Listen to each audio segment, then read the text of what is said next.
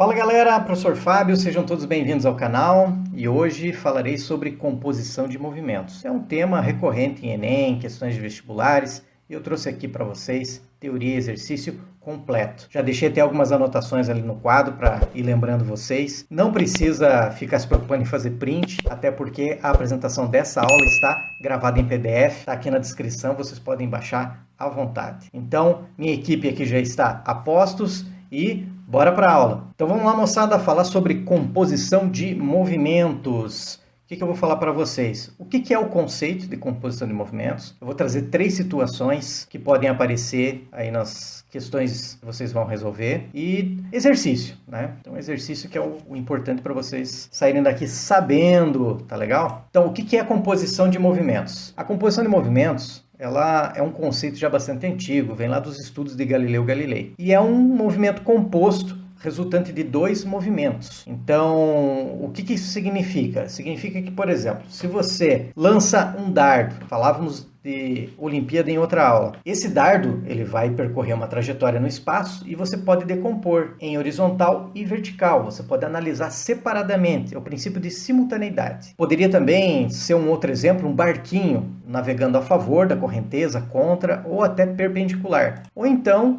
um avião bombeiro fazendo o combate a incêndios, ou até um avião levando medicamentos, comida, poderia ter uma situação assim, que você pode analisar de forma horizontal e perpendicular separadamente. Agora, vamos falar das situações, então. Né? Que situações que nós poderíamos ter? Primeira, vamos dizer que nós temos aqui a correnteza do rio, com uma velocidade A, velocidade das águas. Isso é correlação às margens. Vou colocar aqui um caiaque, e esse caiaque com uma velocidade relativa à água. E o que um exercício, por exemplo, vai pedir para vocês? A velocidade relativa em relação às margens. Vou fazer esse meu caiaque andar e vai aparecer a soma. Tá? Quando esse caiaque estiver descendo o rio, o que vai acontecer? As velocidades se somam e você vai ter uma velocidade relativa que vai ser a soma das velocidades tanto da água quanto do caiaque. Relativa à margem, pessoal. Quando o exercício pedir, provavelmente vai ser com relação à margem. Então, eu coloquei aqui do lado os vetores, que são essas setas, então ele tem uma intensidade, eu só copiei e colei aqui do lado. Coloquei a velocidade do caiaque na sequência da velocidade das águas, e aí nós temos o vetor soma, que é pegando do início do primeiro até o fim do segundo vetor,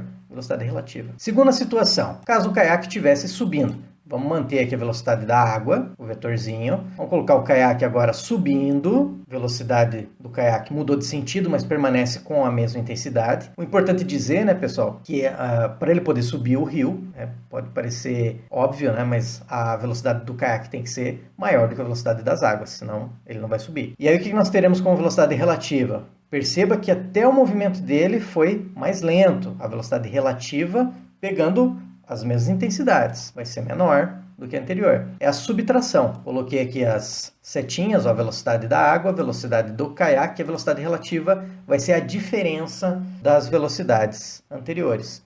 Veja o seguinte, pessoal, eu tenho uma aula gravada aí sobre encontro de 2 móveis, até vou deixar o card aqui para vocês poderem assistir, caso não tenham assistido, que lá, quando eles estão indo em sentidos contrários, ocorre a soma das velocidades. E quando eles estão no mesmo sentido, ocorre a subtração. E aqui as coisas se invertem. Muito bem. E qual seria a terceira situação? Terceira situação, vou manter aqui a velocidade das águas. Vou colocar agora o caiaque de forma perpendicular, cruzando esse rio de uma margem a outra. Permanece o mesmo valor de intensidade do caiaque, só que de forma perpendicular. A ideia de quem está dentro do caiaque é cruzar as margens de forma perpendicular, que seria o menor caminho. Porém, as águas do rio não ajudam, né? Então fazem com que ele se movimente ao longo do rio. E aí você vai ter uma velocidade relativa que não é nem a soma das anteriores, não é a subtração, mas sim vai ser algo com este jeito aqui. Então apareceu um triângulo que não é um triângulo qualquer, é um triângulo retângulo. Então para quem já está ligado, sabe que vai aparecer Pitágoras. Então, a soma dos quadrados dos lados, que seriam os catetos, vai dar a hipotenusa ao quadrado. Vamos resolver o exercício. E antes de resolver o exercício, pessoal, já quero dizer que aqui embaixo tem várias listas de exercícios que eu sugiro para quem quiser se aprofundar. Tem lista do Enem, de 2012 até 2019, com gabarito. Tem questões de vestibulares resolvidas, comentadas, e até um e-book aí com 900 questões resolvidas e comentadas sobre todos os tópicos de física do ensino médio. Aqui nós temos um barco que está com o motor funcionando em regime constante, então sempre mantendo a mesma velocidade. Sua velocidade em relação às águas tem módulo de 4 metros por segundo. A correnteza do rio, movimentos em relação às margens do rio, com 3 metros por segundo. Determine o módulo da velocidade do barco em relação à margem nas seguintes situações. Então, uma delas é a favor, é rio abaixo. A segunda, o barco está se deslocando no sentido contrário, que é o rio acima. E a terceira situação é de forma perpendicular. Então vamos à resolução. Primeiro, o barco navega paralelo. Como que nós faremos? É a soma das velocidades. Então nós já tínhamos destacado lá que a velocidade das águas são 3 metros por segundo, a velocidade do barco são 4, e fazendo essa soma nós teremos 7 metros por segundo. Sentido contrário, então repito as velocidades, só que agora eu vou ter uma menos a outra. Eu coloquei a velocidade do barco como sendo positiva, e isso significa que vai ser para o barco um movimento progressivo. Ou seja, o referencial é a favor do deslocamento do barco. Então, a água que está no sentido contrário do barco vai ser retrógrado, vai ser negativo. Quem não está familiarizado com retrógrado, com progressivo, eu trato isso lá numa aula sobre velocidade média e também sobre MRU. Eu vou deixar o card aqui para vocês poderem assistir tranquilamente depois. Então, fazendo a subtração, nós teremos 1 metro por segundo. Então, muito fácil resolver esse exercício, pessoal. Agora, o que poderia ser mais complicado é se deslocando de forma perpendicular ao movimento das águas. Então, as velocidades são as mesmas, porém, é um triângulo retângulo. A velocidade relativa às margens vai ter que ser a nossa hipotenusa. Então, fazendo a soma aqui dos quadrados dos catetos, 3 metros por segundo ao quadrado, mais 4 metros por segundo ao quadrado, eu vou ter a minha velocidade relativa ao quadrado. Veja que eu coloco aqui as unidades. Aconselho que vocês substituam com as unidades, até para perceber se não tem unidade diferente.